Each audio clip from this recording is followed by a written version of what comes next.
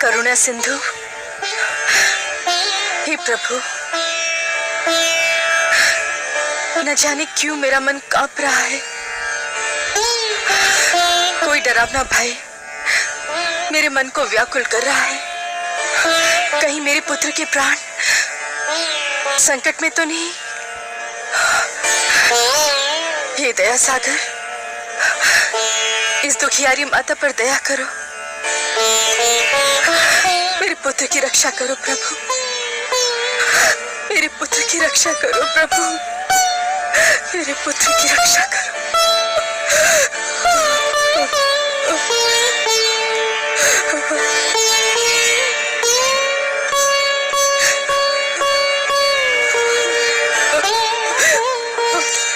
मेरे पाप का दंड मेरे पुत्र को न देना परमेश्वर। उसे कुछ हो गया तो मैं जीते जी मर जाऊंगा।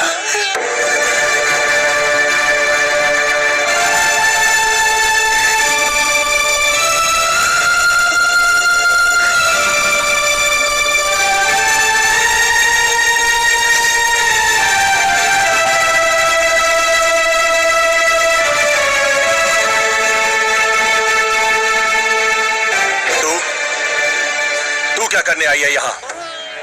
इसकी ममता के संसार में आग लगाकर उसके जलने का दृश्य देखने आई है? नहीं महाराज। क्या मिला तुझे हमारा सुख चैन छीनकर? धिक्कार है तुझे। चली जा, चली जा, नहीं तो मैं अपने क्रोध पर नियंत्रण नहीं रख पाऊंगा। जाने दीजिए स्वामी, जाने दीजिए।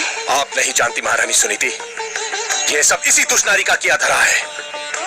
ना ये ध्रुव को हमारी गोद से उतारती और ना हमें ये दुख भरे दिन देखने पड़ते। मैं कहता हूं चली जा, चली जा यहां से, कहीं मेरे हाथों से तेरी हत्या ना हो जाए। ऐसा मत कहिए स्वामी। सुरुचि को दोष देकर हम केवल अपने मन को बहला सकते हैं। ये तो नियति का खेल है। भाग्य में पुत्र वियोग लिखा था, सुमिल कर रहा। इसमें सुरुचि क्या करती? मैं नहीं मानता। भूल हम करते हैं और दोष हम भाग्य को देते हैं। ध्रुव सदैव इसकी आंखों में कांटे की तरह खड़कता रहा। इसी के कारण हमारा पुत्र राजमहल छोड़कर चला गया। मैं जानता हूं इसे। ये बड़ी अभिमानी है, बड़ी निर्दयी है ये। इसकी महत्वाकांक्षाओं का भी कोई अंत नहीं और इसे किसी के दुख का भी कोई ध्यान नहीं।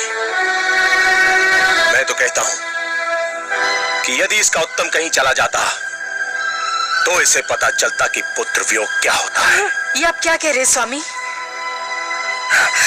दुखी होने का अर्थ ये नहीं कि कोई अपना विवेक ही खो दे। भगवान न करे हमारा उत्तम कहीं चला जाए। वही तो इस राजभवन का कुल दीपक है। हमारा एक पुत्र तो न जाने कहां भटक रहा है। आप चाहते हैं कि हमारा दूसरा पुत्र भी हमसे दूर हो जाए? उत्तम केवल सुरुचि का ही पुत्र तो नहीं, वो मुझे भी माता कहकर पुकारता है। आप नहीं जानते, जब मुझे माता कहकर पुकारता है ना, तो घड़ी भर को मैं ये भी भूल जाती हूँ कि मेरा ध्रुव मेरे पास नहीं है।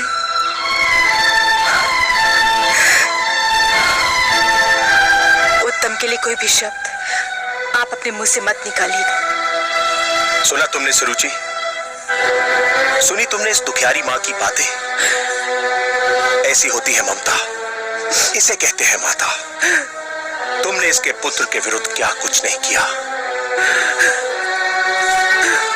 पर यह तुम्हारे पुत्र के विरुद्ध कुछ भी बुरा सुनने को तैयार नहीं है। तुम इसे दुख देकर कितनी प्रसन्न थी, और ये तो इस विचार से दुखी है कि कहीं तुम्हें कोई दुख न पहुंचे। कितनी महान है ये, और तुम कितनी छोटी हो तुम। धिक्कार है तुम्हें सुरुचि, धिक्कार है तुम्हें। अग्निदेव, अग्निदेव, कहां है आप? अग्निदेव, अग्निदेव, शीघ्र आइए। मेरी योग्य सेवा देवेंद्र। रक्षिता का अभियान विफल हो गया। उस ढीठ बालक ध्रुव ने मंत्र का जाप नहीं बंद किया। उसकी तपस्या में कोई विघ्न नहीं आया। तो फिर अब आप क्या चाहते हैं देवराज?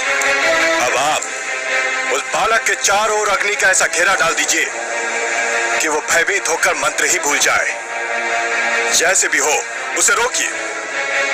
उसकी तपस्या भंग होनी चाहिए। आप निश्चिंत रहें देवराज।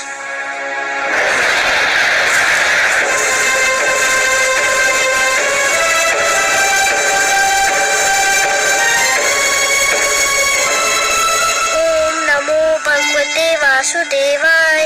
ओम नमो भगवते वासुदेवाय।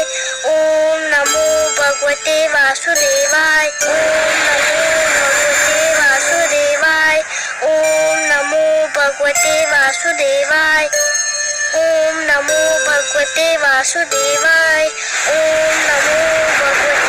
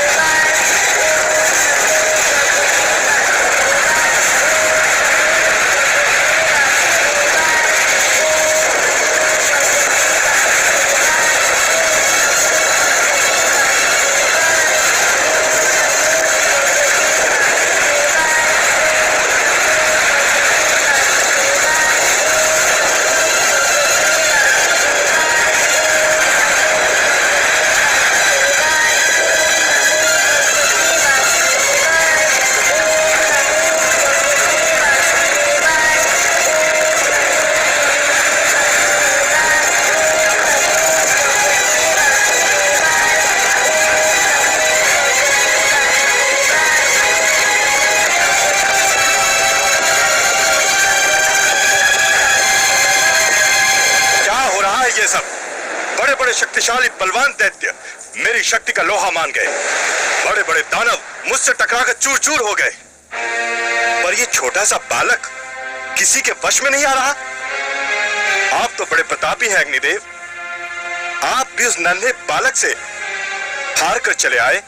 क्षमा करे देवराज, परंतु वह नन्हा सा बालक भगवान विष्णु के द्वादशाक्षर मंत्र का जाप कर रहा है। जाप कर रहा है तो क्या?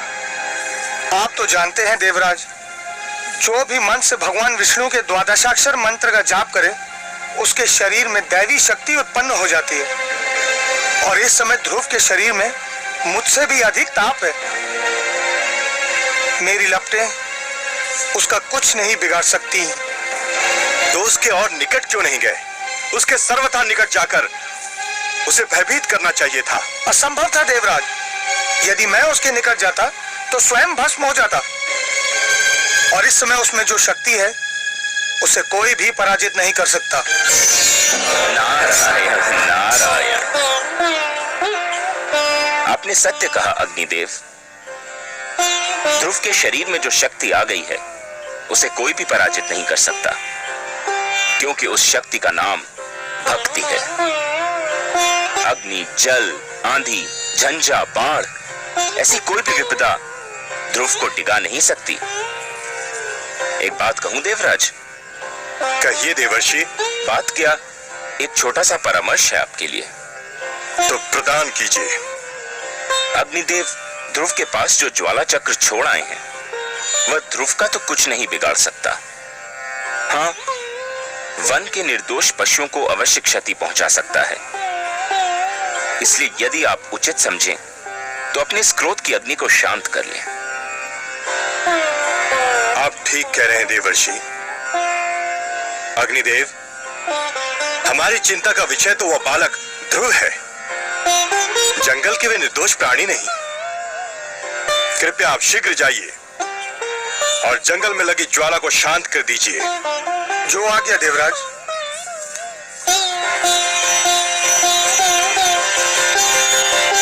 नारायण नारायण। ओम नमो भगवते वासुदेवाय। ओम नमो भगवते वासुदेवाय। ओम नमो भगवते वासुदेवाय। ओम नमो भगवते वासुदेवाय। ओम नमो भगवते वासुदेवाय। ओम नमो भगवते वासुदेवाय। ओम नमो भगवते वासुदेवाय। ओम नमो भगवते वासुदेवाय। ओम नमो भगवते वासुदेवाय। ओम नमो भगवते वासुदेवाय। ओम नमो भगवते वासुदेवाय। ओम नमो भगवते वासुदेवाय। ओम नमो भगवते वासुदेवाय।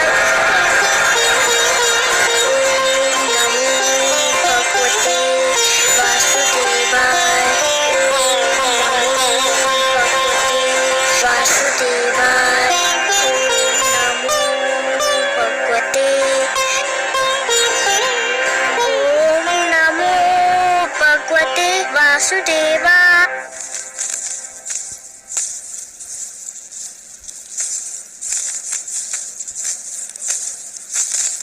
प्रणाम राजगुरु। प्रणाम। क्या बात है? आप लोगों के मुख देखकर तो ये लग रहा है कि अवश्य कोई अशुभ समाचार है। हाँ राजगुरु, ऐसा लगता है कि स्थिति नियंत्रण के बाहर हुई जा रही है। क्यों? समस्त राज्य में असंतोष फैला हुआ है। असंतोष? पर क्यों? प्रजा पर तो कोई अत्याचार नहीं हुआ है। प्रजा में यह भावना फैल गई है कि राजकुमार ध्रुव के जाने का कारण महारानी सुरुचि है और उनके विरुद्ध बहुत क्रोध फैला हुआ है। यदि प्रजा का यह क्रोध राजभवन की ओर मुड़ गया तो अराजकता फैल जाएगी। केवल आप ही महाराज को यह परामर्श दे सकते हैं कि वे प्रजा की भावना को शांत करने के लिए कोई उपाय करें। नहीं, महाराज इस स्थिति में नहीं कि वो कोई परामर्श दे सकें या ले सकें। पुत्र वियोग ने उन्हें निढाल कर रखा है। उन्हें तो ये सूचना देना भी उचित नहीं कि राज्य में असंतोष फैल रहा है। परंतु अब क्या किया जाए राजगुरु? कहने को तो देश राजा का ही होता है। उस पर राज्य करना, उसे संभालना राजा का कर्तव्य भी है और अधिकार भी। परंतु इन कार्यों को संपूर्ण करने में राजा जिन लोगों की सहायता लेता है वो भी उत्तरदायी होते हैं। रात्रि का अंधकार दूर करने का उत्तरदायित्व केवल चंद्रमा पर नहीं, उन तारों पर भी है जो चंद्रमा की चारों ओर चमकते हैं। यदि प्रजा में असंतोष फैला है तो उसे दूर करने का उत्तरदायित्व मुझ पर और आप पर भी है।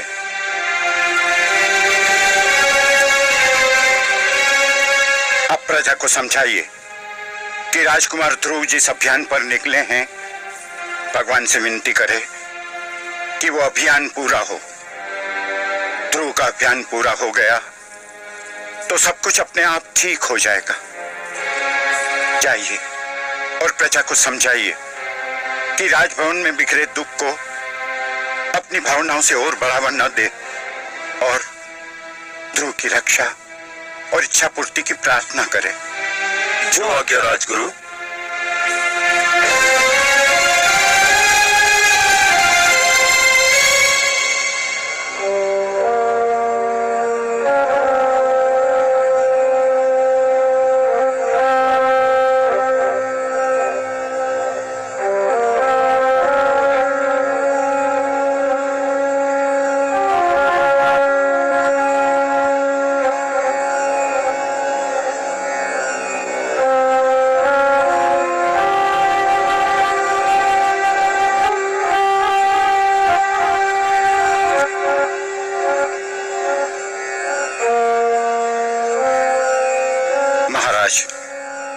राजसभा का समय हो गया है।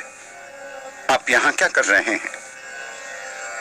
संसार के दुखों से पीड़ित होकर भगवान के चरणों में शरण ढूंढ रहा हूँ राजगुरु। क्षमा कीजिए महाराज, आप भगवान के चरणों में शरण नहीं ढूंढ रहे हैं। आप तो जीवन के कड़वे सत्य से घबराकर पलायन का मार्ग खोज रहे हैं, वास्तविकता से दूर भाग रहे हैं। ये सच है राजगुरु, परंतु जिस जुआरे ने एक ही दाव में अपना सब कुछ हार दिया हो, वो और कर भी क्या सकता है? जीवन युद्ध कीड़ा नहीं है महाराज। ईश्वर ने मानव को जीवन कर्म क्षेत्र के रूप में दिया है। आप इसे कर्म भूमि से पलायन की शरण स्थली बना रहे हैं। मैं हार चुका हूं राजगुरु, मैं हार चुका हूं। मैं इस कर्म क्षेत्र में जीवन का एक महायुद्ध हार चुका हूं। महाराज, किसी राजा का युद्ध हार जाना बड़ी बात नहीं है, पर किसी राजा का साहस हार जाना एक दुर्भाग्यपूर्ण घटना है। राजा का साहस व्यक्तिगत विषय नहीं होता। उस साहस के साथ प्रजा की आशाएं और उमंगें जुड़ी होती हैं। उस साहस के साथ प्रजा का भविष्य जुड़ा हुआ होता है। तो फिर मैं क्या करूं राजगुरु, मैं क्या करूं? उठिए और प्रजा के कल्याण की योजनाएं बनाइए। जो अपने परिवार का कल्याण ना कर सका, वो प्रजा का कल्याण क्या करेगा राजगुरु? यही तो आपकी भूल है महाराज। आपने केवल राजभवन की चार दीवारी के भीतर रहने वालों को अपना परिवार समझ लिया है, पर वो प्रजा जो आपकी जय जयकार करती है, वो सैनिक जो आपके एक संकेत पर अपने प्राण न्योछावर करने उठ खड़े होते हैं, क्या वो आपका परिवार नहीं है? राजा का वास्तविक परिवार तो उसकी प्रजा है। प्रजा के दुख पर दृष्टि डालिए, आप अपने दुख भूल जाएंगे। यदि कोई वृक्ष फल न दे सके तो उसकी महत्ता में कुछ कमी आ सकती है, पर यदि कोई वृक्ष छांव ही न दे सके तो उस वृक्ष का महत्व ही नहीं रहता। राजा वो वृक्ष होता है जिसके तले प्रजा को सुख और न्याय की छांव मिलती है। अपनी प्रजा को इस छांव से वंचित न कीजिए महाराज। उठिए, अपना उत्तरदायित्व तो निभाने की सोचिए। मैं प्रयत्न करूंगा राजगुरु, मैं प्रयत्न करूंगा। प्रयत्न नहीं महाराज, साहस कीजिए। महाराज, यदि आपको मेरा परामर्श स्वीकार नहीं है, यदि आपको मेरी बातों पर विश्वास नहीं है, तो मुझे कहने दीजिए कि मैं आपके और राज्यसभा के योग्य नहीं हूं। यहां मेरे लिए कोई स्थान नहीं है। ठहरिए राजगुरु, ठहरिए।